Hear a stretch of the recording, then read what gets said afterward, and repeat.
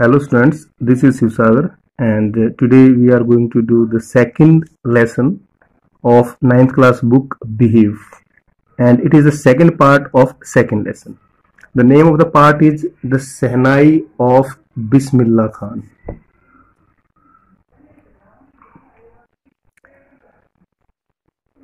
Think of the Sehnai के बारे में जब भी सोचते हैं the first thing you will probably imagine, जिस चीज को आप पहले इमेज करते हैं, is a wedding or a similar occasion or a function.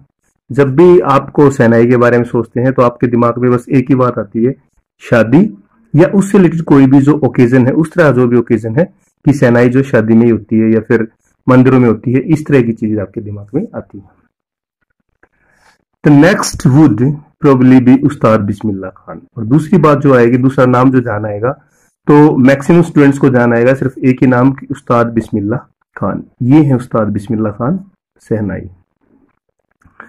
The सेहनाई Maestro, सेहनाई वादक, प्लेइंग दिस इंस्ट्रूमेंट, और उनका ये जो इंस्ट्रूमेंट बजाते थे.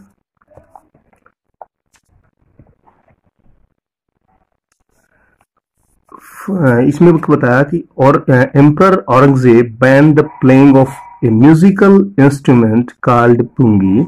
जो औरंगजेब है एम्परर, उन्होंने बैन कर दिया था, प्रतिबंध लगा दिया था, playing of musical instrument called pungi in the royal residence. For royal residence यानी जो राजघराने हैं ना, जहां पे राजा महाराजा रहते हैं, वहां पे इसको बजाने पे प्रतिबंध लगा दिया था. क्यों? For it had a shrill unpleasant sound, क्योंकि जो इसकी साउंड है बहुत ही श्रिल होती थी, बहुत ही पैनी या तीखी कह सकते हो आप होती थी. Pungi became the generic name for the reeded noise maker. Pungi क्या है? एक जेनरिक नेम था, यानी a name given to a class और a group as a whole. एक जेनरिक नेम जो एक रिडन नॉइज मेकर, जो सिर्फ आवाज, बहुत ज्यादा आवाज पैदा करता था. फ्यू हैड थॉट, कुछ ने सोचा, दैट कि it would one day be reviewed, कि एक दिन जब ये बैन लग गया ना, अब कुछ ने सोचा कि शायद एक दिन ये क्या चीज हो जाएगी, रिव्यू हो जाएगी, दोबारा पुनर्जीवित हो जाएगी. A barber of a family of professional musicians, एक बार्बर था जो प्रोफेशनल म्यूजिशियन है, उनके परिवार से. Who had access the royal palace, जो रॉयल पैलेस में आता जाता था या जो रॉयल पैलेस में काम करता था. Decided to improve the tonal quality of pungi, और उसने क्या डिसाइड किया कि वो जो पुंगी है उसकी ट्यूनल क्वालिटी यानी साउंड जो है उसको वो इंप्रूव करेगा. ही चोज ए पाइप, उसने एक पाइप चुनी, with a natural hollow stem, जो अंदर से खाली थी, होलो स्टीम थी. दैट वाज लॉन्गर, वो एक लंबी, एंड ब्रॉडर, चौड़ी, देन द पुंगी, वो पुंगी से लंबी भी थी और थोड़ी सी चौड़ी भी थी. एंड मेड 7 होल्स, और उसने 7 होल बनाए on the body of the pipe, और उस पाइप के ऊपर उसने क्या किया, 7 होल्स बनाए. When he played on it, जब उसने इसको प्ले किया, क्लोजिंग एंड ओपनिंग, क्लोज करते हुए और खोलते हुए. सम ऑफ दीज होल्स, इन होलों को सॉफ्ट एंड मेलोडियस साउंड वर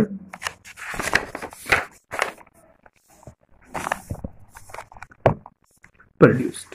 तो उस स्थिति में क्या था, बहुत ही मेलोडियस साउंड जो है वो प्रोड्यूस हुई, बहुत सुंदर आवाज निकली. He played the instrument before royalty and everyone was impressed. उन्होंने जो रॉयल फैमिली थी उनके आगे इसको प्ले किया और सभी लोग जो है इससे इम्प्रेस थे. The instrument so different from the pungi, जो इंस्ट्रूमेंट है वो पुंगी से बिल्कुल डिफरेंट था. Had to be given a new name, और इसलिए इसको एक नया नाम दिया जाना चाहिए था. ये है पुंगी, जिसको सपेरे बजाते हैं, बीन कह सकते हैं आप, और ये है सेहनाई. तो इसको एक नया नाम दिया जाना चाहिए था.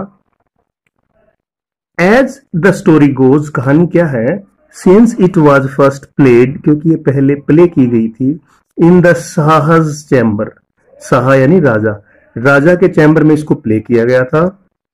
एंड वॉज प्लेड बाई ए नाई, और एक नाई के द्वारा इसे बजाया गया था. The instrument was named the shehnai, और इसलिए इस इंस्ट्रूमेंट का नाम क्या रख दिया गया? शहनाई।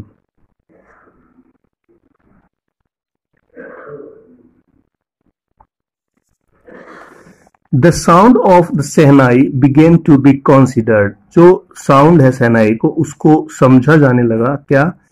एक्यूपीसियस। एक्यूपीसियस होता है पवित्र, शुद्ध। इसकी साउंड को पवित्र समझा जाने लगा। मीनिंग हम इंग्लिश याद कर लेंगे। एंड फॉर दिस रीजन, और इस कारण से, इट इज स्टिल प्लेड, क्योंकि इसको ऑक्यूपेशियस समझा जाता था ना, पवित्र माना जाता था, इसलिए इसको आज भी बजाया जाता है। कहां पे? टेम्पल्स में, यानी मंदिरों में इसको प्ले करते हैं। And is an indispensable component of any north wedding, Indian wedding.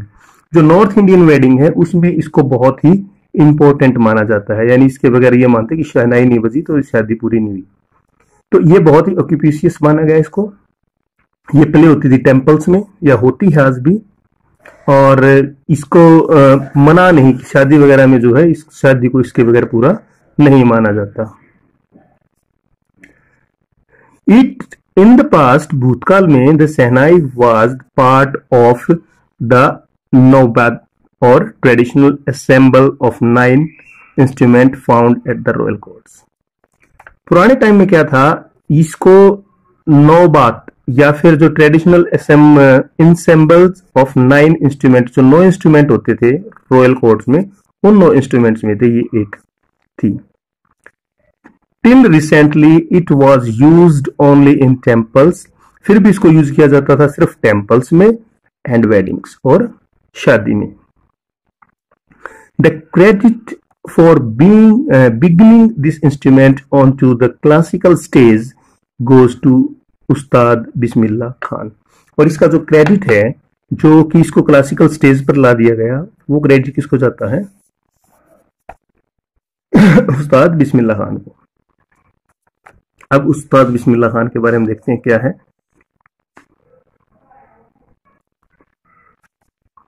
As a 5-year-old, बिस्मिल्लाह खान जो है 5 साल के थे, और क्या करते थे? प्लेड गिल्ली डंडा नियर ए पॉन्ड, एक पॉन्ड के यानी तालाब के पास गिल्ली डंडा खेलते थे। इन एंशियन स्टेट ऑफ दुमरौन इन बिहार। तो एक बात तो हम याद रखेंगे कि दुमरौन बिहार से थे ये।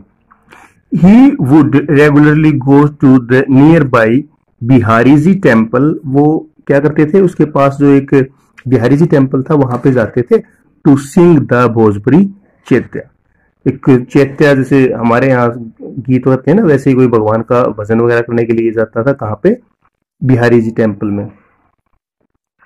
Eight the end of which he would earn a big laddu weighing 1.25 kg, और इसको गाने के बाद उसको क्या था? 1.25 kg का एक लड्डू जो है वो इनाम में मिलता था, as a prize given by the local Maharaja. This happened 80 years ago, ये 80 साल पहले हुआ था कि ये मतलब ये लड्डू के लिए गाता था। And the little boy has travelled far to earn the highest civilian award, और 80 साल पहले की बात है, और 80 साल बाद इसने क्या था? हाईएस्ट सिविलियन अवार्ड भारत का जो है क्या? द भारत रत्न। भारत रत्न का जो है भारत का सबसे बड़ा अवार्ड है सिविलियन में। इसमें जैसे मिलिट्री वाले जो वीरता के इनाम होते हैं, जैसे परमवीर चक्र है, वो अलग होता है, वो बहादुरी के लिए दिए जाते हैं। और ये जो सिविलियन अवार्ड है जो आम लोगों को दिया जाता है, और उसमें जो सबसे बड़ा अवार्ड है वो क्या है? भारत रत्न। अब बिस्मिल्लाह खान के बारे में याद क्या रखना है इंपॉर्टेंट? एक तो date of birth, born on 21 March 1916। Bismillah Khan born हुए थे कब? 21 मार्च 1916 में। Bismillah belongs to a well known family of musicians from Bihar. ये बिहार से थे। बिहार में कौन सी जगह से? State of Dumraon. His grandfather Rasool Baksh Khan was the shehnai nawaz, वो शहनाई वादक थे। Of Bhojpuri kings court, Bhojpur के जो भोजपुर किंग्स कोर्ट में क्या थे? वो शहनाई नवाज थे। इसके दादा कौन थे? रसूल बख्श खान। हिज फादर उसके पिता, Paigambar Baksh and other parental ancestors were also great shehnai players. इसके जो पेरेंटल यानी जो पिता, दादा, परदादा, वो सारे के सारे क्या थे, वो सारे के सारे ग्रेट शहनाई प्लेयर थे। इसके पिताजी का नाम पैगंबर बख्श। He was born in 21st March 1916. He was from Bihar, Dumrol.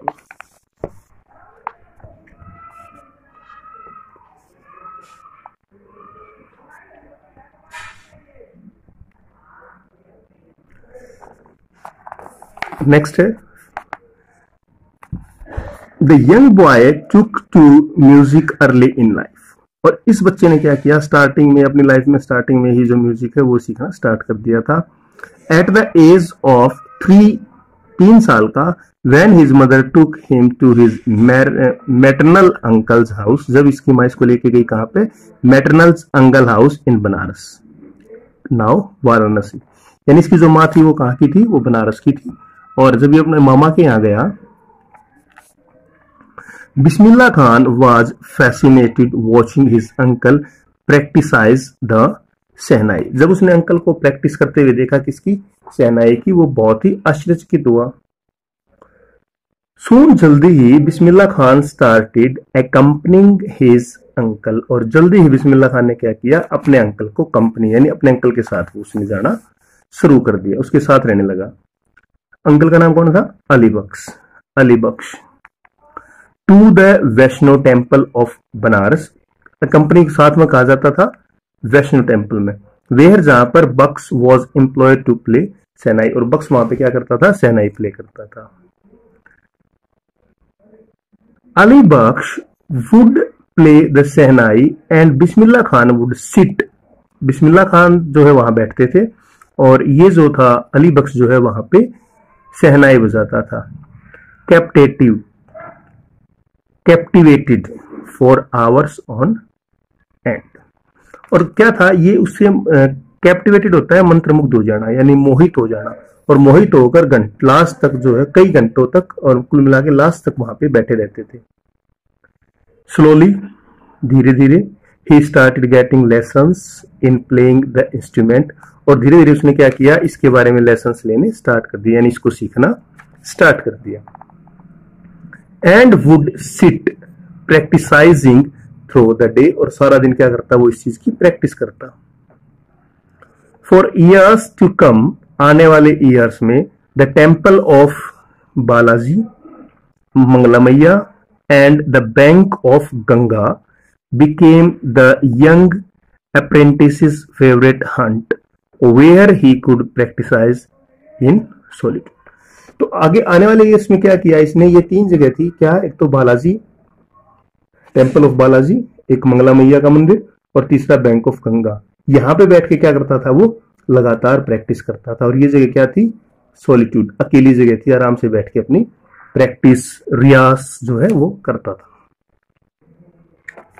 The following waters, जो पानी बहता था, of the Ganga, inspired him to improvise and invent ragas that were earlier considered to beyond the range of the शहनाई।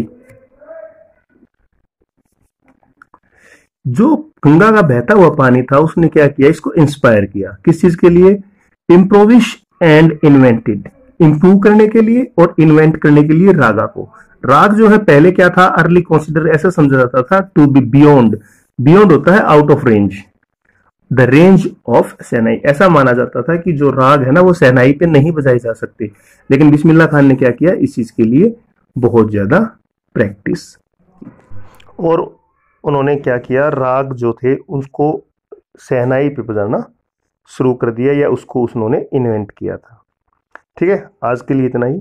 अगर आपको video अच्छी लगी तो like, share और सब्सक्राइब करना ना भूलें। ठीक है, बाय।